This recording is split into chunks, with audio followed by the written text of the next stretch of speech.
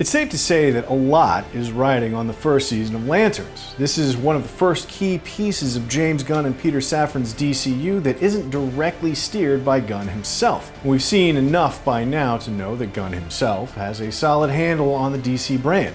Creature Commandos, Superman, and Peacemaker, they've all been enjoyable. But can this fledgling cinematic universe thrive when he hands the reins over to other creators? Supergirl certainly calls that into question, casting doubt on Gunn's lofty claims about strong scripts and clear artistic visions being the driving force of this line. The DCU needs a win right about now, and I'm happy to say that Lanterns is ready and able to deliver in this first episode. I think this is more than just a feeling. This is a threat no one's ever seen before.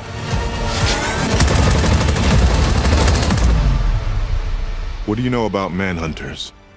It's been tough to know what exactly to make of this series. For a franchise as fundamentally fantastical as this one, the prospect of focusing on an Earth-based murder mystery and downplaying the actual Green Lantern elements wasn't necessarily appealing to all the fans. The initial Lanterns trailer did little to assuage the fears of those concerned by that premise, and then co-creator Damon Lindelof really kind of stepped in it with some of his comments, to the point where no less a DC authority than Grant Morrison felt compelled to clap back. Suffice it to say, DC and Warner's didn't really do themselves any favors with the marketing of Lanterns, but the proof is ultimately in the green pudding. It's the greatest weapon in the universe. When and if to use it, that's the whole ball game, Junior. Yes, Lanterns is essentially what the trailers and early previews have made it out to be. It's as much a True Detective and Slow Horses style murder mystery as it is a superhero drama, and, in fact, features veterans of both of those shows among its creative team. It's not necessarily going to appeal to viewers intent on seeing the cosmic side of the Green Lantern mythos on full display. We rarely even see Kyle Chandler's Hal Jordan put on the costume, and given how ugly and clunky this live-action rendition of the suit really is, then honestly, that's fine. That suit aside, the series generally looks pretty good, but more in that quietly stylized, more grounded True Detective way than because of any budget-busting special effects. In short, Green Lantern purists who want an unadulterated, comic book-accurate, ring-slinging cosmic spectacle are just setting themselves up for disappointment with this show. He's gonna send an army to put you down. But for those willing to abandon preconceived notions and take Lanterns for what it is, this strange combination of superhero adventure and terrestrial murder mystery works surprisingly well. And a lot of that comes down to the chemistry between Chandler's Hal Jordan and his trainee, Aaron Pierre's John Stewart. Hal has never been portrayed as the nicest or most well-adjusted member of the Justice League in various DC media, but here, he's downright hostile and standoffish to his young charge. As much of the first episode lays the foundation for an urgent investigation in the remote town of Rushville, Nebraska, it also makes it clear that the real conflict is between Hal and John. One is a cocky, grizzled veteran suspicious that his space cop handlers are trying to replace him. The other is a former Marine with a deep desire for the ring, but limited tolerance for shenanigans. To say the two butt heads in the first episode is putting it mildly indeed. Tell me how you got it. The ring? You know how I got it. I sure as hell didn't interview for it. Oh, well, shit, maybe you should have. The series leans a lot on that core dynamic, making it crucial that it finds the right actors for the job, and that's one area where Lanterns succeeds unequivocally.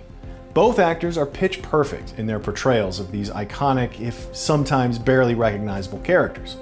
Chandler probably isn't the first name to pop up on anyone's list of dream Hal Jordan actors. He wasn't even DC's original choice for this part, it seems. And were the series striving for a more traditional, youthful take on the character, Chandler would obviously be a poor fit, but that is not the goal here. This is a version of Hal who's been active in the DCU for decades and truly feels the weight of those years. Chandler expertly captures that unique blend of exasperation, paranoia, and deep-seated overconfidence that defines the DCU's Hal Jordan. The last thing he feels like doing is training a guy who's trying to steal his job, and he makes that clear in every interaction with John. The only way you're gonna get this ring is over my dead body. I think he likes me. As for John, Pierre brings a quiet, no-nonsense charisma to the screen that contrasts nicely with Hal's fiery bravado. John is quiet, composed, and stoic, qualities that could make for a very boring role in the wrong hands. Fortunately, Pierre is able to bring enough subtle nuance to the screen that his character never comes across as dull or underdeveloped. He's reserved, but underneath it all, he burns with desire. We see how badly he wants the ring, even if it means putting up with an endless stream of nonsense from his superior officer. It's time to get up, Junior. It's also nice to see the first episode dig a little bit into the racial undertones of this Training Day-esque dynamic. In one scene, a seething John calls his father for advice and is reminded that white men like Hal Jordan have the privilege of being eccentric and difficult. Not so for a black man trying to prove his worthiness for the most exclusive law enforcement gig in the entire universe. Now, at least at this early stage, it doesn't appear that Lanterns is going to be steeped in the racial tensions of modern America to the same degree that Lindelof's previous DC series, Watchmen, was. But it's still satisfying to have that element acknowledged, especially given how important John Stewart was to the early diversification of DC's comic book universe decades ago. You don't really believe he's your backup, do you, Hal? No, Let's say what he actually is. my replacement. Now, on the subject of John Stewart Sr., played as a young man by J. Alphonse Nicholson and an older man by Sherman Augustus, the premiere teases a very intriguing dynamic there that's sure to be explored in future episodes. It's such a common trope for superhero media to paint their protagonists as orphans yearning for a lost father figure that's even baked into Hal's origin story. But Lanterns is clearly striving for something much different with John's family background, adding in new layers and details that aren't necessarily taken from the comics. It's a useful reminder that while the series isn't afraid to alter the source material in sometimes profound ways, those alterations are about more than simply making Green Lantern practical in a small screen format. Then go and get it, John Stewart. Once the Hal-John dynamic is firmly established, the premiere sets about laying the groundwork for the murder mystery that looks to be fueling the conflict in Season 1. To be frank, said mystery is not the reason to tune in to this series, at least at this early stage. It gets the job done in terms of moving the plot from A to B, but for now, the conflict is pretty small in scope. It's mostly about Hal's uphill battle to convince everyone around him, John included, that the dead bodies in front of them have extraterrestrial ties. Manhunters are the most dangerous beings to ever exist in the galaxy. Here again, the various characters and their interpersonal clashes are what makes the series shine.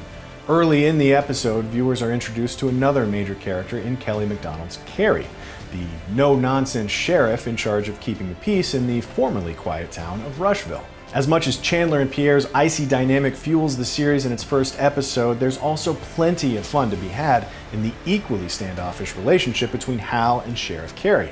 There's all the bickering over jurisdiction and the one-sided flirtation you'd expect.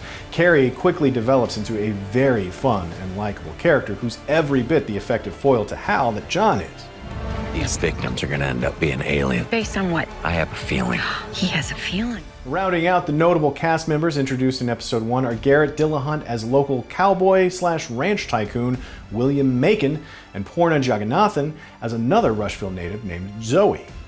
Macon serves his purpose as a charming but quietly unsettling antagonist figure with murky ties to the town's murder mystery. Zoe, meanwhile, quickly strikes up a close bond with John, allowing the series to explore shades of the character that aren't possible through Hal alone.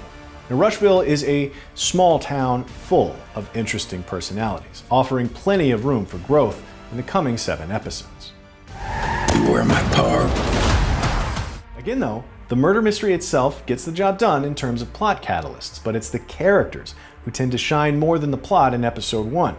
It is worth noting, however, that the premiere keeps one big reveal under its hat until the final moments. This twist is sure to be as controversial as anything the show has to offer in its debut chapter. But as far as throwing viewers off guard and hinting at a larger, more ambitious scope for the series, it delivers just what's needed. If the prospect of plainclothes Green Lanterns loudly squabbling and rubbing elbows with cowboys isn't enough to lure you in, this twist might just do the trick. So, Green Lantern's premiere episode is getting an 8. In brightest day. In black. blackest night. With the DCU suddenly on shaky ground following the disastrous reception to Supergirl and a few canceled TV shows, it's reassuring to see Lanterns get off to such a strong start. It proves that there's indeed room for superhero stories in this cinematic universe that aren't all cut from the same James Gunn cloth.